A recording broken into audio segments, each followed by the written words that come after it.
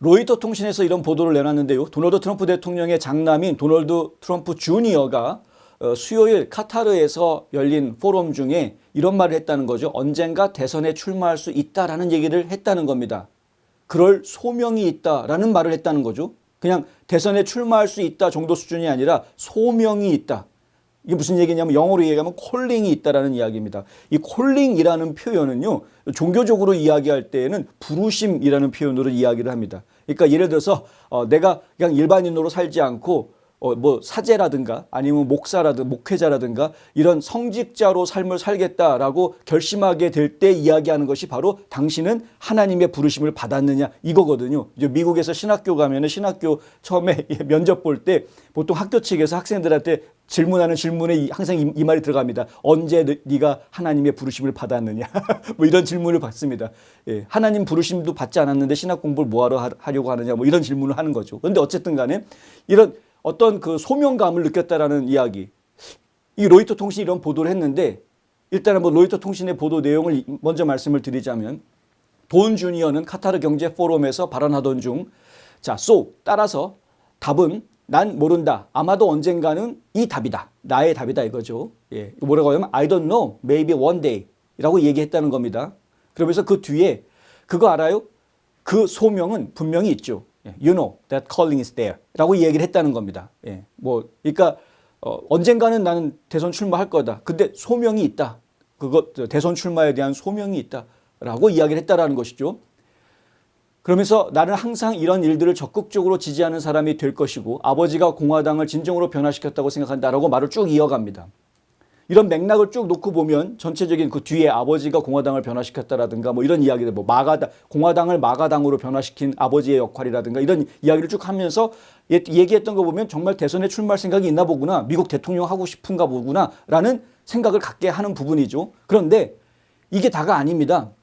X에는 앤드류 서라비안이라는 사람이 이 해설을 달아놨는데 뭐라고 됐냐면 로이터에서 지금 이 트럼프 주니어의 말 잘못 달았다라는 겁니다. 잘못됐다. 잘못 인용했다.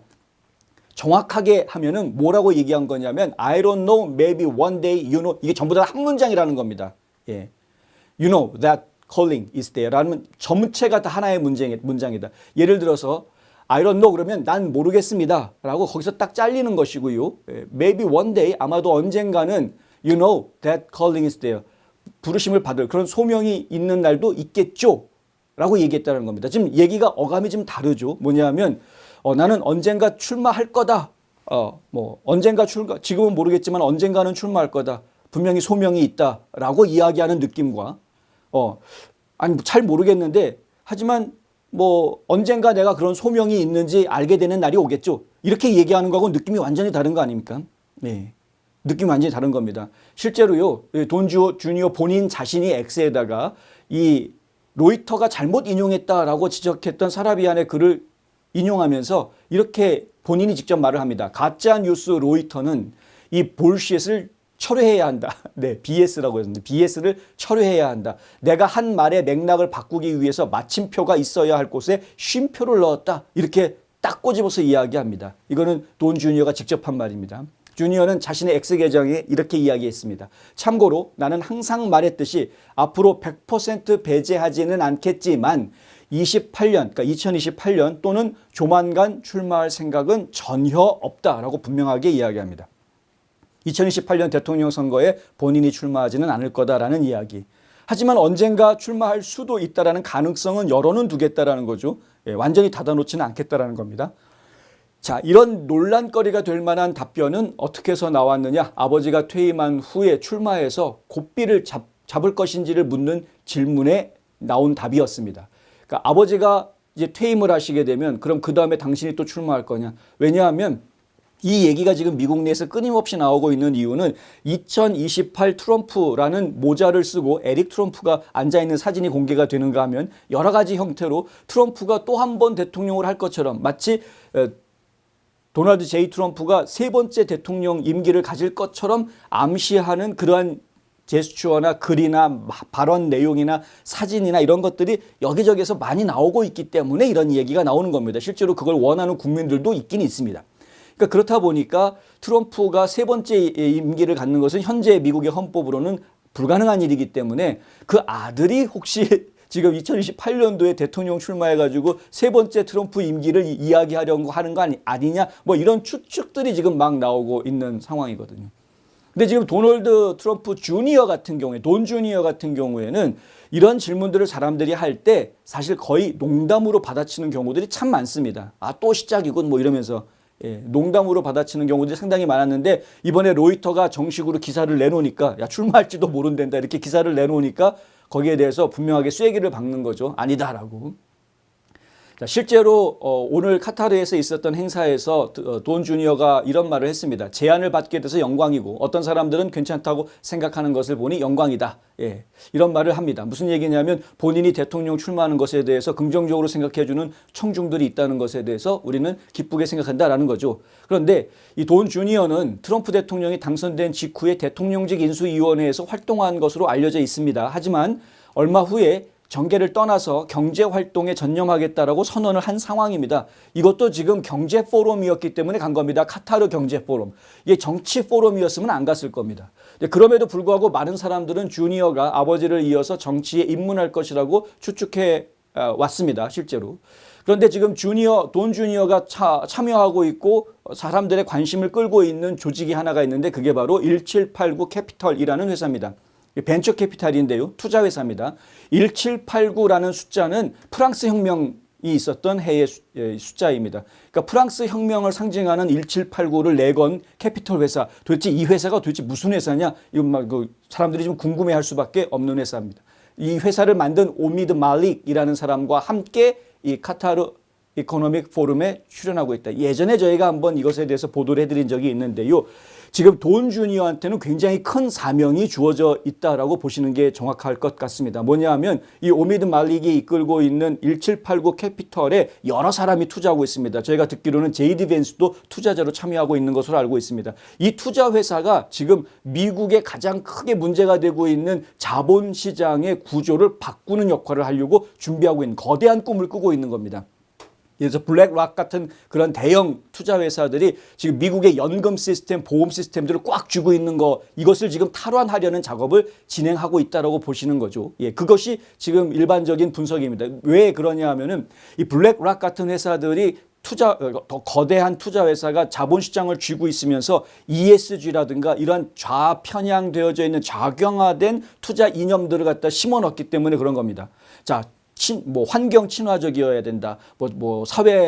사회적이어야 된다. 사회적인 기업을 만들어야 된다. 혹은 거버넌스를 잘 해야 된다.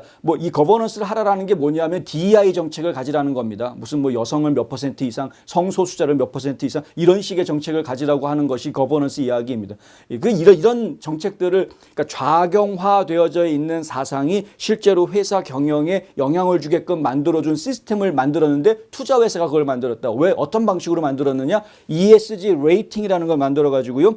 이 ESG 레이팅이 점수를 줘서 여기는 별 5개, 여기는 별 3개 이런 식으로 점수를 주고 점수가 높은 회사들은 투자자들한테 여기 좋은 회사니까 미래가 안정적인 회사니까 투자하시오. 이런 식으로 가이드를 해준다라는 거죠. 예, 아시겠지만은 연금이라든가 401k라든가 이런 걸 아니면 이뉴어티 생명보험 같은 걸 가입하신 분들은 아실 겁니다. 본인이 지금 납부하고 있는 돈들이 실제로는 뮤추얼 펀드처럼 여기저기에 분산 투자가 되죠. 근데 분산 투자가 되는데 그 투자 가이드라인을 누가 제시하느냐 하는데 거의 대부분 이런 블랙락 같은 회사들이 세운 가이드라인들을 지금 따르고 있는 겁니다. 지금 현재 자본시장이 그렇습니다. 이것이 결국은 좌경화되어져 있는 회사들한테 이롭게 만들어주게 되고요. 이 좌경화된 회사들은 결국 보수 정치인들이 무엇인가 옳은 정책을 펼치려고 할 때 보이콧에 앞장서는 사람들입니다. 예전에 아틀란타에서 투표를 안전하게 할 수 있는 법을 만들었죠. 조지아 주의회에서 그런 법을 만들었습니다. 그 당시 아틀란타에서 메이저리그 결승전을 하게 되어져 있었는데 조지아주가 그러한 법을 통과시키자 조 바이든 대통령이 그건 짐 크로우 2.0이다 해가지고 무슨 인종차별적이고 사람들을 투표를 못하게 만드는 법이고 이런 식으로 몰아붙였습니다. 그랬더니 기업들이 조지아주를 그리고 애틀란타를 보이콧하기 시작했습니다. 헐리우드 영화판들은 여기서 영화 제작 안 하겠다라고 했고 국제 컨퍼런스를 하려고 했던 회사들이 다 컨퍼런스 다른 도시로 옮기겠다라고 얘기했고 메이저리그 야구 같은 경우에도 우리 그냥 콜로라도로 가겠습니다. 그리고 덴버로 가서 경기를 치르는 그런 모습을 보여줬습니다. 이게 굉장한 정치 무기화하는 겁니다. 기업들을 정치 무기화, 자본시장을 이용해서. 이것이 지금 상당히 심각한 문제로 제기가 됐었기 때문에 이거를 바로잡기 위한 거대 자본력이 따로 필요했던 겁니다. 이걸 잡으려면 이건 정치력으로 할 수 있는 부분이 아니라 결국 자본시장에서는 자본 대 자본으로 해야 되는 거죠.